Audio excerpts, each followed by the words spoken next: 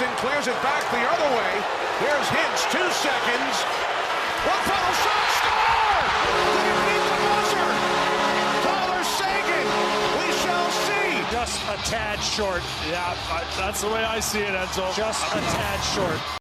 The Dallas Stars suffered their most embarrassing and quite possibly their worst loss of this season on Wednesday night, blowing a 3-0 lead to the Chicago Blackhawks. We'll talk about this loss and hear from a few Stars players, and also talk about why the Stars need to make a trade with the Chicago Blackhawks after this game and what we saw. All of this and more coming up on today's episode of Locked On Stars. Your Locked On Stars, your daily podcast on the Dallas Stars. Part of the Locked On Podcast Network. Your team every day.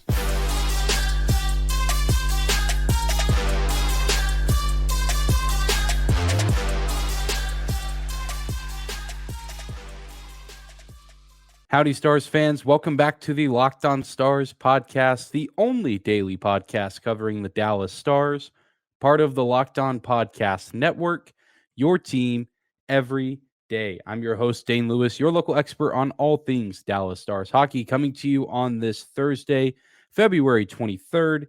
And whether this is your first time here or you are a recurring listener, thank you for stopping by, making Locked On Stars your first listen of the day. Be sure to hit that subscribe button if you're watching on YouTube, or the follow button on your favorite podcasting platform. We're free and available no matter where or how you choose to listen. Free and available can be described as how you can get our podcast, and also how the Chicago Blackhawks can get goals in the second period of last night's game. What else is there to say about the Stars at this point in the season? They've now suffered back-to-back losses against the two worst teams in the National Hockey League, the Columbus Blue Jackets and the Chicago Blackhawks. And both games painful in their own right. The Blue Jackets game never really felt that much in reach unless we were watching goals get reviewed that were eventually overturned. The Blue Jackets just kind of had their foot on the pedal that whole game. And then this game on Wednesday night, just again, a whole new level of disappointment and anger and frustration, because it was a very different game from the start. The Stars were in control. They were scoring goals. They finally ended their scoreless streak on the power play. They finally get their first power play goal post All-Star break. Jason Robertson gets his 35th of the season. Tyler Seguin scores a vintage Tyler Seguin goal. And of course, Jamie Benn and Wyatt Johnston, I guess, team up on an odd man rush. A little bit of foreshadowing for what was to come that would eventually be the death of the Stars in this game. But there was a ton to like from this team in the first 20 minutes. But unfortunately, the hockey games in the NHL last for 60 minutes, and the Stars did not play a full 60-minute game. They allowed the Chicago Blackhawks to generate some momentum with a onslaught of odd man rushes from Patrick Kane and Max Domi, who we'll talk about both those guys a little bit later. And the Stars just never were able to recover. Too many turnovers, too many mistakes, being too lackadaisical with the puck in their own zone, in the neutral zone. And it was too little too late in the third period. Quite literally, Tyler Seguin shooting at the very last second, but too late.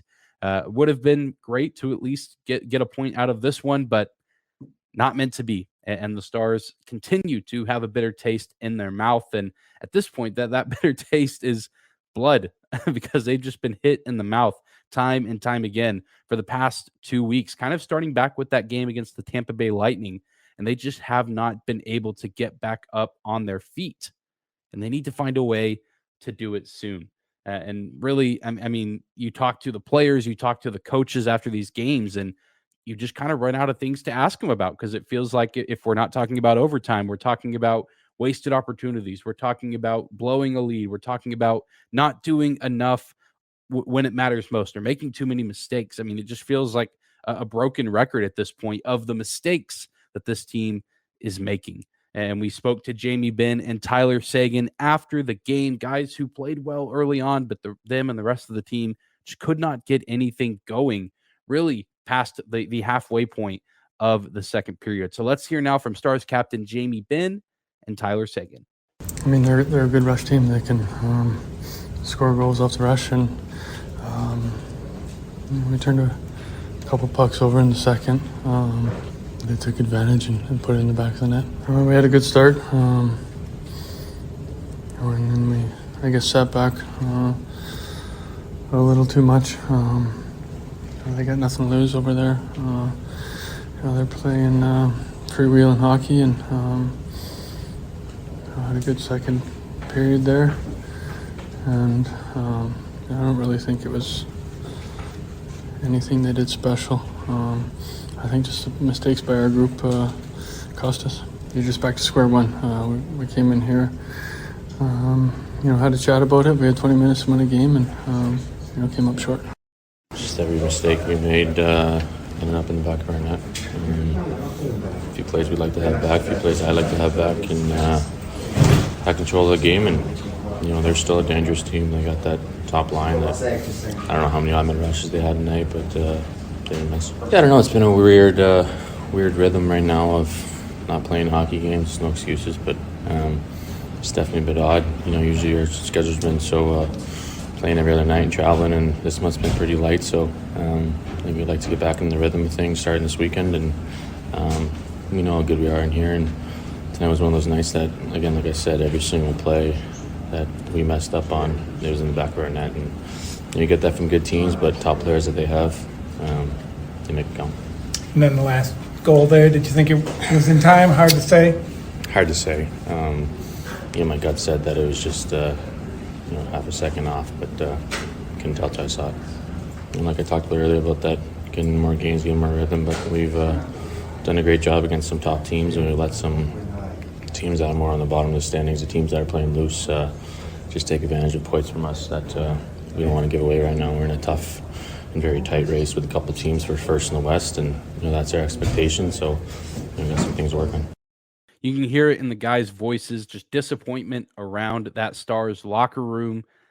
And I can't say I blame them. And I think that they've, at least early on in this game, did everything they could to finally get out of this rut. But once they got that power play goal, I think they just kind of stopped and let the mistakes snowball. And of course, both Seguin and Ben mentioned it, that the Blackhawks in this game, and really since November, they've been playing with really nothing to lose. They go out and they play loose and free. And of course, you have a few guys probably trying to make a case to some other teams around the league that they would be a good acquisition at the trade deadline. And I think those players were on full display on Wednesday night.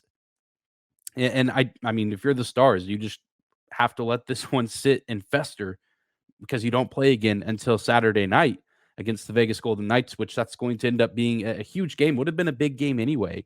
But now, the Stars had a chance to have maybe a little bit of breathing room going into that matchup in the division and the conference. But now here in the next few days, they could find themselves sliding farther and farther down the standings, both in the division and the conference as a whole. And at this point in the season, I mean, it just feels hard to truly consider this team a cup contender. And I feel like that case could even just be made across the Western Conference. I feel like every Western Conference team kind of has a gaping hole or flaw right now, whether it be injuries or, in the Stars case, with what we saw Wednesday, too many mistakes and not playing true to themselves. But the Stars, I think, are a team that have some of the least amount of injuries. Of course, we have a few guys out at the moment, but guys that I think you can survive without and that you can get by without. And this would be a prime opportunity for the team to take over and full on establish themselves as the leader of the West. But the West is kind of without a true leader at the moment. And it's a shame, because it really could be the Stars. And I mean, if you're coming from the Eastern Conference, you are licking your chops at the idea of making it to the Stanley Cup Finals, knowing that whoever you play, as good as they might be in the West, I mean, they really just might not stand a chance in that final round in the championship. Well, we're going to take a quick break, but when we come back, we'll continue to talk about this loss, and we'll get some perspective from Stars forward Jason Robertson and head coach Pete DeBoer. More on that right after this. Today's episode of Locked On Stars is brought to you by our friends at FanDuel. The midway point of the NBA season is here, and now is the perfect time to download FanDuel, America's #1 sports book.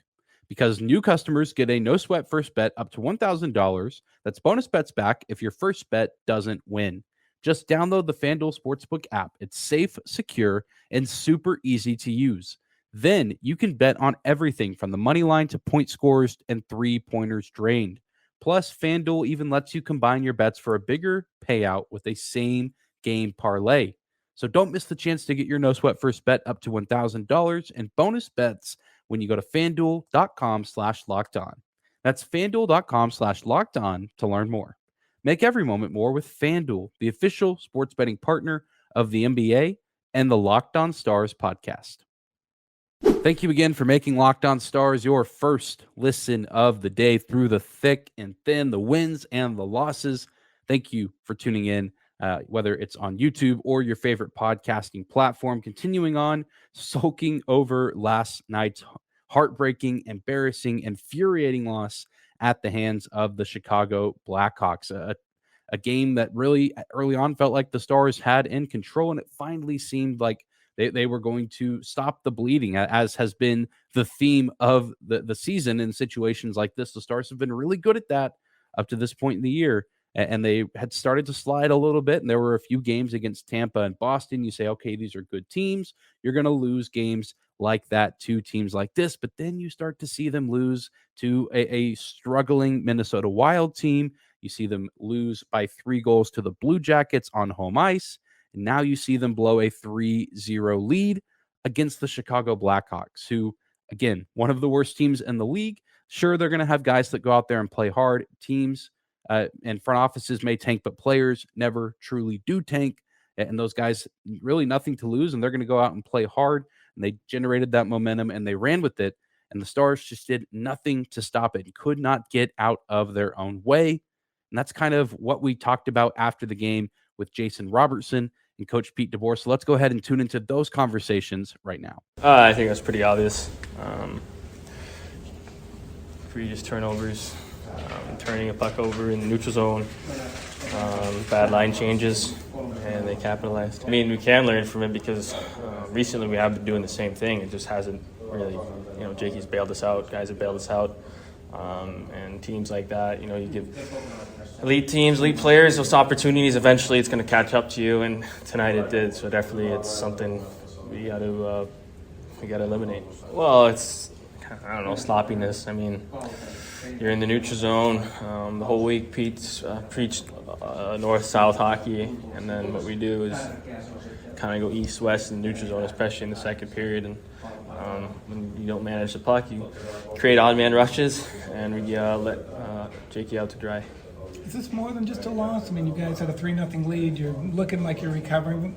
Is this like just a punch in the gut, or is it just we move on, we play again? Oh, I think it's definitely a punch in the gut. I mean, every team is good in this league, so not taking any credit from Chicago, but it's one of those games where you made those little mistakes going east-west.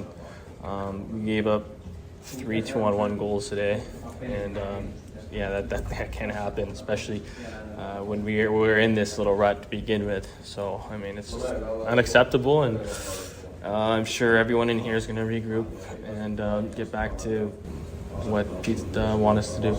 Where do you start? You build a 3-0 lead. Just got to be a smarter team. I think we are a smarter team than that, but obviously weren't tonight.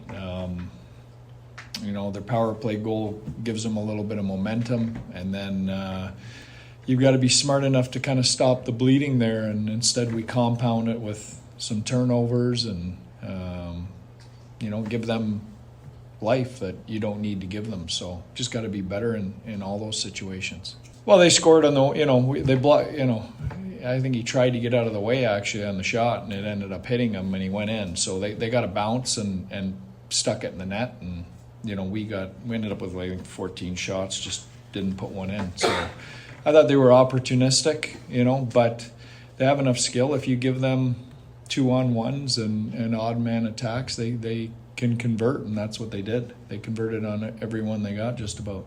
Momentum. They scored on the power play, make it 3-1, and we're still good. And then we go and we turn a puck over in the neutral zone and ends up in the back of our net. Now it's 3-2. Now they've got life. They're rolling, and we didn't stop the bleeding. And there's the magic phrase. They could not stop the bleeding. And that's been the case for the past 2 weeks. And that was the case on Wednesday night, leaving Jake Ottinger out to dry. A pretty good performance from him early on. The Blackhawks generated some good looks early in that first period, but he's able to slow things down. And then the Stars were eventually able to give him that goal support. And as good as Jake Ottinger is, you just can't expect him to make plays time and time again when there's odd man rushes and he's being left out to dry, especially if the guys he's having to defend are Max Domi and Patrick Kane. Well, speaking of Max Domi and Patrick Kane, they both have made their case of, yes, they should be traded to a contender, and they certainly can help a contender or a playoff contending hopeful team, a Stanley Cup aspiring team. They can help that team get to that goal. We'll talk about why the Dallas Stars should make a move with the Blackhawks right after this. All right, everybody, we're closing out this Thursday episode of Locked On Stars, talking about one of the biggest takeaways from Wednesday night's game, outside of it being embarrassing and knowing that the Stars need something still to shake them up. And hopefully a loss like this shakes them a little bit harder maybe than some of the previous losses have. But if there's one thing we learned, and I guess you can try to spin it as a positive, is we know who the Stars really should be pursuing at this point. We talked about it all day yesterday, or pretty much for the majority yesterday, talking about, this player from the Blackhawks might be a good fit for the Stars. And I know I've been saying I personally think that, the Stars are out of the Kane sweepstakes. Guys like Elliot Friedman have been retweeting articles saying that the Rangers are kind of back in the Patrick Kane hunt. And if that's the case, I think Patrick Kane's going to go play for the Rangers, being that he is a New York State native. He has, of course, a few connections with guys like Artemi Panarin on that team. And if he joins that Rangers team, that's undoubtedly the best top six in the NHL. And that team is probably winning the East and very well could win the Stanley Cup if they get another excellent playoff performance from Igor Shesterkin. You have guys like Adam Fox on the D-core. And then, of course, you have that just army of forwards, even beyond the top six. Different topic for a different day. Patrick Kane, though, after seeing his performance, if somehow Jim Nill and the Stars can get him, I know I've been a little skeptical on adding him before, and really my skepticism lies with the price tag and what it might cost the Stars to get him. But now, in terms of talent and what he has to offer, I'm sold. And not just from the Stars game. Patrick Kane has been on a tear, really, over the past week or so, scoring a hat trick against the Maple Leafs. He had a really good game on Tuesday night against the Vegas Golden Knights. I think I've seen what I need to see in terms of confirming or denying Patrick Kane still has a little bit left in the tank. He certainly does. I think he's putting any injury rumors to rest as well. I still don't think it's super likely, especially if the New York Rangers are back in the race. If the Rangers are willing to make a move for Kane, and Kane is willing to, he still, again, has to give permission for a trade with his no move clause. He gets to pick where he goes. There's no doubt in my mind that he's going to go play for the Rangers if that is an option, as enticing as playing alongside a Dallas Stars roster at their best might be. However, was not just Patrick Kane who was lighting up the Stars on Wednesday night. He had a partner in crime in Max Domi, who has been a hot topic of discussion here on this podcast, and I'm sure in other Dallas Stars communities and circles as well. And his talents were on full display, and maybe even to a greater extent than Patrick Kane's were on Wednesday night. He had 2 goals, and of course, chipped in on Patrick Kane's first goal, and his second goal coming unassisted, but I guess a little bit of help from Patrick Kane, drawing the eye of Jake Ottinger, similar to what we saw with Jamie Benn's goal with kind of Wyatt Johnston lingering around. Max Domi now has 17 goals on the season. We also saw him in the faceoff dot, winning 50% of his faceoffs. I don't have the exact number of the ones he took, but again, we know that he can win in the faceoff dot. He can play on offense. He can play on special teams, on the power play, and you can get him at a good price. If I'm Jim Nill, I'm making calls to the Chicago Blackhawks front office during the game, and I'm doing everything in my power to make sure Domi doesn't even leave Dallas. Just make sure he stays there. I feel like this is the guy that you can get at a reasonable price. Of course, you would love to add a guy as talented as Kane or a guy as talented as Timo Meyer. But with the price tag and the logistics that go into it, I just don't know how possible those are. And there's an argument to be made of adding a defenseman as well. I'll probably talk about that a little bit on tomorrow's episode.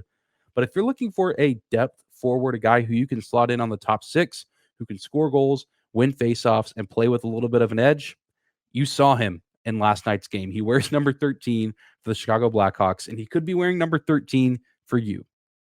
I think the Stars have now seen and witnessed the guy that they need to go after. $3 million cap hit. I know the Stars don't necessarily have that much in cap space, but that is a workable amount of money that you can look into. You can make that work. You can move the pieces that you need to move. And I think after Max Domi's game against the Stars, if they were to make a move with them and make some sort of trade with them, the Blackhawks might have a little bit more leverage of, yeah, we know he's good too. We've been watching the same thing. They might ask for a little bit more, but you're not going to have to give up as much for Max Domi as you would for Patrick Kane. And I still think that you get some pretty good output from him. And again, this is a way to shake up the roster and you know, maybe that lights some sort of a spark. Again, you talk about the added competition, you add someone else into the mix. That means more guys are fighting for their long-term jobs, whether that's with the Stars organization or whether that's with another organization in the NHL. That's really my biggest takeaway from the night, as it really, if you're not talking about just the embarrassing loss and the mistakes, the turnovers, the bad line changes like Jason Robertson talked about. Well, I think we know who the Stars need to go after, and it's Max Domi. He and Patrick Kane lit the Stars up last night, and his talents were on full display. But that is going to do it for today's episode of Locked On Stars. Thank you so much again for tuning in and making us your first listen of the day. As I said, tomorrow we'll probably talk a little bit more trade talks and maybe speculate on some defensemen. Really thought that Jacob Chychrun would be traded by now, and with my luck, he'll be traded overnight after I'm saying all this after recording at 1:15 a.m. on Thursday morning. So with my luck, that's going to happen. But even if it's not Jacob Chychrun, there's a few other guys out there as well that play defense that the Stars maybe could look into adding to their roster at this year's trade deadline. We'll talk about that on tomorrow's episode. Be sure to subscribe on YouTube.